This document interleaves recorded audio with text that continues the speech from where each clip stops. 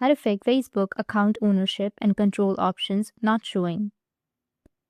So if you want to fix Facebook account ownership and control options not showing, then what you need to do is first you need to open up your Facebook application. After opening your Facebook, you need to go with your profile, which will be on the bottom, and then go with the top right, which has that 3 horizontal lines, or on the top left, and then scroll down and you'll find settings and privacy. Tap on it. Now under settings and privacy, you may have report a problem option, or if you don't find it, you can go with help and support, and then you will find report a problem. Tap on it and tap on continue to report a problem. Just wait for a few seconds till it creates a report. Once done, you'll get this kind of interface. Tap on don't include, and now you need to go and select your product. Like for example, in our case, it's the account, so just simply go with the profile section, and now here you need to describe the issue. So you need to type hi Facebook support, my Facebook account and control option is not showing in my personal details section, so please fix this problem as soon as possible. After that, you can just simply go with send, which will be in the top right, and within a few hours or within 24 hours your problem might be fixed. Facebook will contact you. That's it, and if you have any questions, feel free to comment below.